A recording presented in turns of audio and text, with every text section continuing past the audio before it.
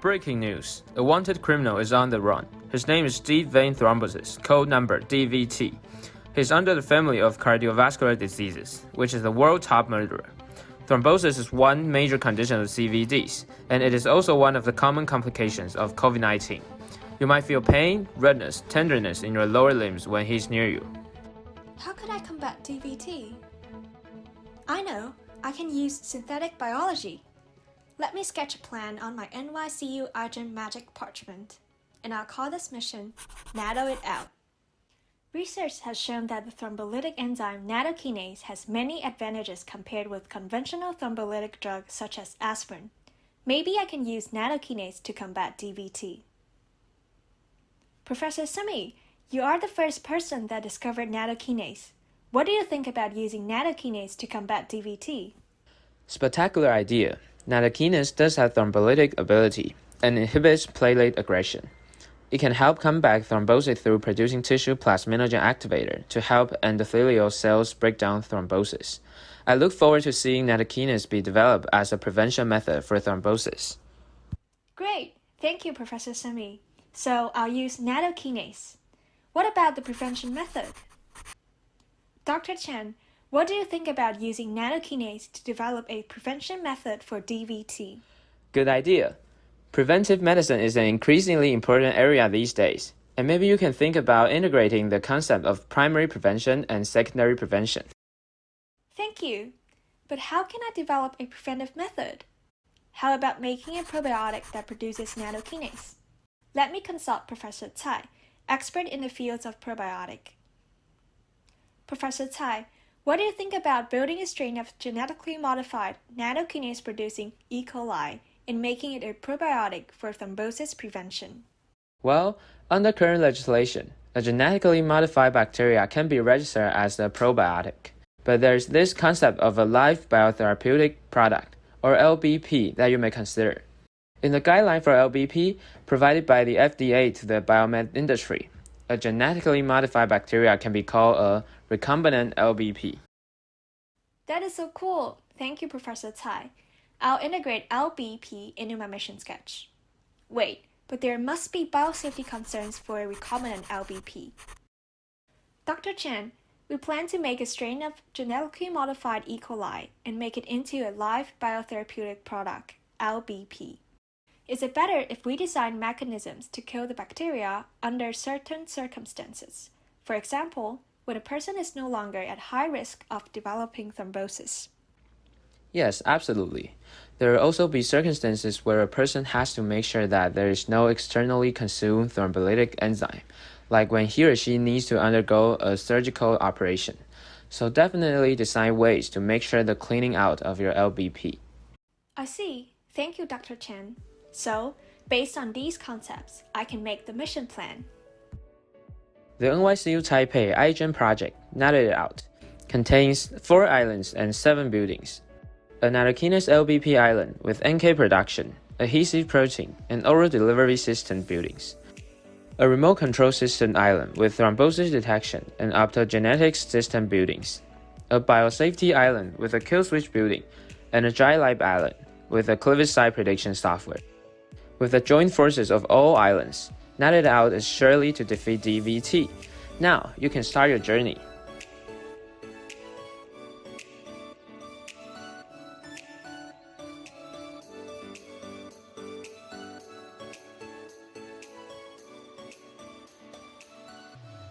First, we're at the nattokinase LBP island. In this island, nattokinase LBP will be produced, sent into the high thrombosis risk groups, and stationed in the gut microbiota while releasing doses of nattokinase to prevent thrombosis. NK production.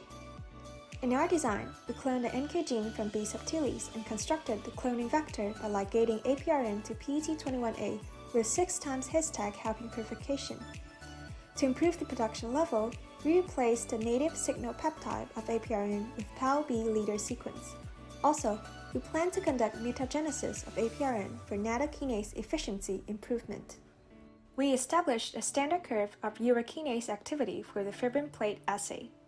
Since the genetically modified bacteria will release nattokinase in the body, we chose the non-pathogenic E. coli Nisso 1917 strain as our final chassis. Our final goal is to transform the nattokinase expression vector into E. coli Nysso 1917. Currently, we have transformed the vector into E. coli BL21 for checking the function of nattokinase production. We successfully conducted the cloning vector for nattokinase expression. Then, we transformed the successful plasmid into E. coli BL21 cell and conduct IPTG induction. In the SDS-PAGE result, we can see that there are bands between 25 to 35 kDa after IPTG induction, and nattokinase should be around 28 kDa. On the other hand, nattokinase which hasn't been modified to mature protein is formed about 40 kDa, which also can be seen in the result. It implies that there are chances that nattokinase is successfully expressed. We are currently troubleshooting the expression conditions in the protocols of purification. We'll continue to optimize them and sequence our plasmid to ensure nattokinase can be released and collected successfully. In our adhesive protein design, our goal is to help the genetically modified E. coli stay in the gut for longer periods of time by facilitating the bacterial adhesion to the epithelial cells in duodenum. Therefore, we cloned the adhesive domain of the FimH protein into the vector and used OMPA transmembrane protein to help the protruding of the FimH adhesive domain. Our results indicated that we've successfully constructed the FimH gene and expressed the protein, and are currently verifying if the GS linker can successfully link the OMPA protein with other proteins. By modeling, we also showed that OMPA FimH production would reach its maximum rapidly. Furthermore, we described the strength of FimH catch bonds to high mannose glycoproteins on duodenum epithelium based on the binding kinetics, which has potential in future studies regarding adhesion kinetics. Our genetically modified bacteria must travel through other parts of the digestive system before reaching the small intestine. To protect our bacteria from unfavorable environments such as low pH of gastric acid, we designed an oral delivery system. Our goal is to successfully freeze-dry the E. coli Nysso 1917 with a protective medium before loading it into the acid resistance capsules. Our results demonstrated that our freeze-drying process is a success. We compared the survival rate of the ECN with or without the protective medium. The viability of the ECN with the protective medium remained above 40% after 4 days of storage at either room temperature or refrigerator temperature. We will visit more local probiotic companies and experts to fulfill the gap between our design and commercial products.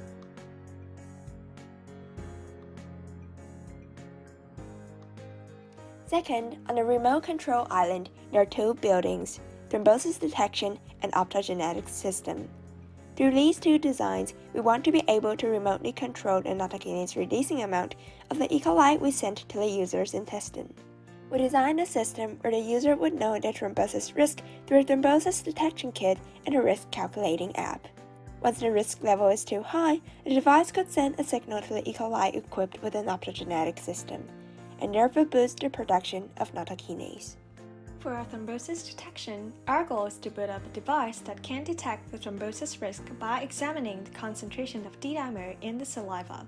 We're choosing D-dimer, a fibrin degradation product that can be easily found in the saliva, as the biomarker for our home thrombosis detection kit. Using LIA with anti-D-dimer antibodies coated latex beads, we would be able to detect the turbidity and convert it into the concentration of D-dimer in one's saliva. We've prepared different concentrations of D-dimer in artificial saliva. This figure shows a linear relation between turbidity and concentration, which follows Beer's law. Currently, we've successfully built a device for D-dimer concentration detection with Arduino kits. Assembled with 3D printed bricks, our device consists of an Arduino Uno board which controls the whole device process, a Bluetooth module accounting for the signal transduction between our device and app, and a spectrophotometer which detects the light transmission through the reagent. Also, an orange light around a 600 nanometers wavelength, and the app-controlled red LED simulating the IR release. We also built an app that could easily control the measurement of D-dimer and the red LED simulating the release of IR. With this device, according to previous study, users with over 250 nanogram per milliliter of D-dimer, regarded as middle risk of thrombosis, can send out a near-infrared signal to the genetically modified E. coli in the gut. For optogenetic system, our goal is to remotely manipulate the NK production of the bacteria through NIR signals. We integrate the BPHP1Q+1 Lexate Optogenetic system, an NIR sensing system that can perform transcriptional regulation on target genes. In our design, nattokinase is expressed by the T7 promoter. We use NIR to control the expression of T7 RNA polymerase, thus manipulate the expression of nattokinase. Upon NIR illumination, BPHP1, a transcriptional regulator, allows for the transcription of target genes by interacting with the repressor protein Q+1. To increase the specificity and efficiency of regulation, we decided to fuse Q+1 with LEX-A, another repressor protein with a more clearly stated binding site. In our first step, we established both the expression of BPHP1 and Q+1. In addition, we co-expressed HO1 enzyme to fulfill the need of BV-LX-alpha in BPHP1 biosynthesis.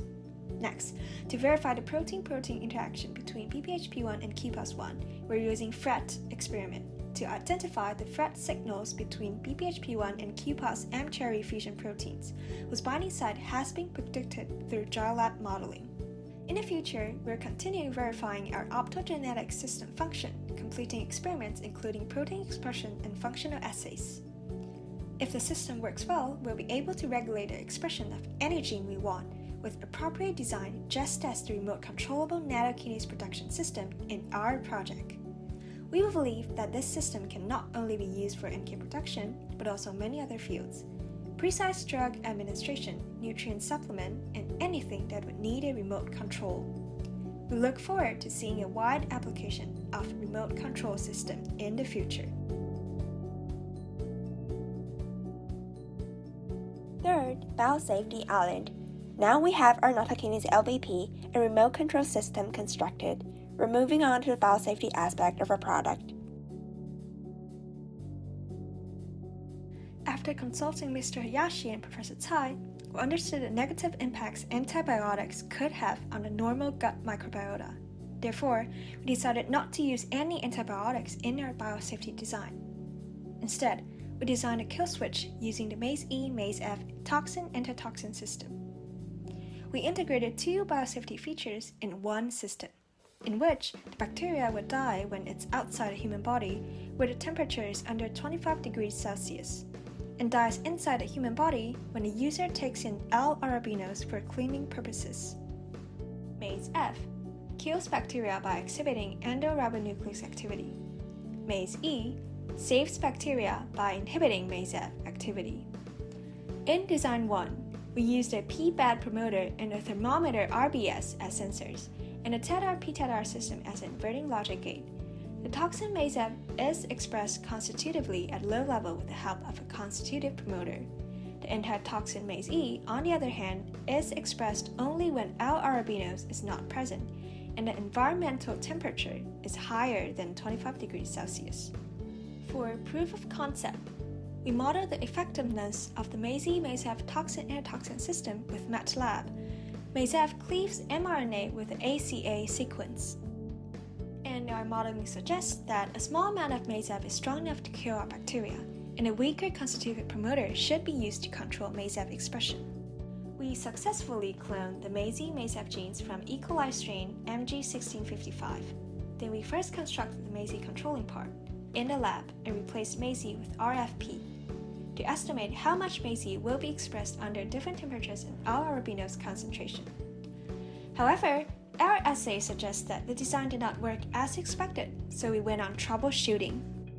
More detailed modeling showed that due to considerable leakage of the PBAD promoter, MazE expression may be inhibited without a low level of MazEF, which is consistent with our observations from wet lab experiments.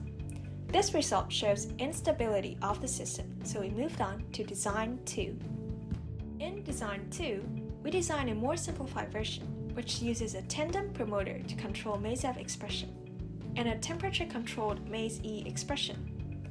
In this design, toxin MazEF is overexpressed when L-arabinose is present, and expression of antitoxin MazE is inhibited under low temperature. Currently, we have characterized several candidate tandem promoters and have a deeper insight into their behavior.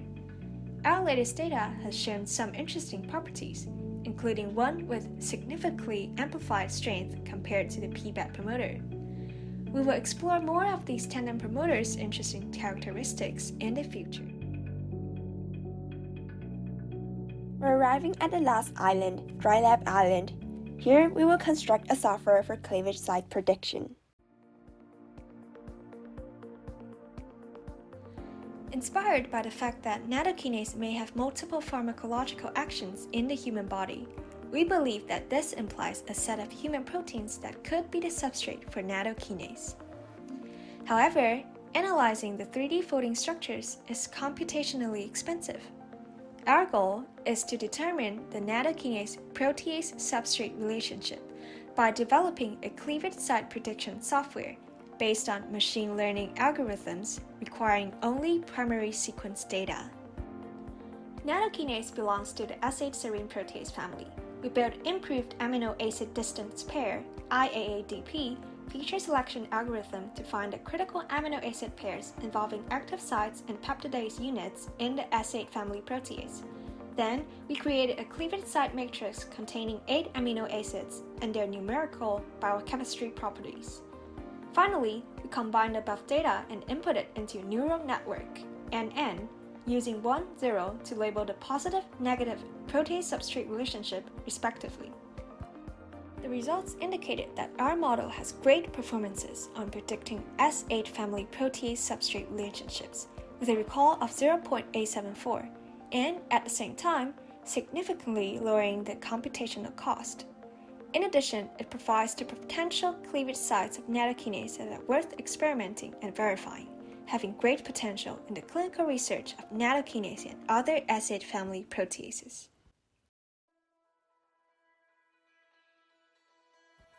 Professor Semi, Dr. Chen, and Professor Tsai contributed to the main concepts of our project: nattokinase, preventive medicine, and LBP.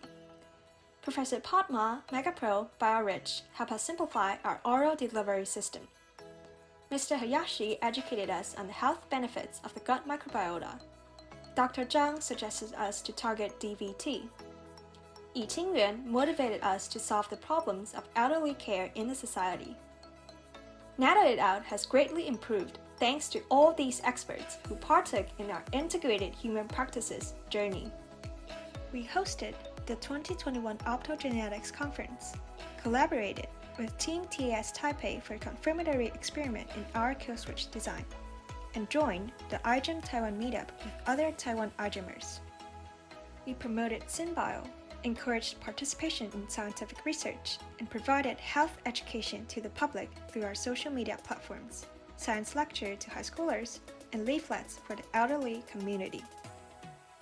Our construct of nattokinase LBP gene expression can contribute to the cardiovascular health by lowering the risk of DVT.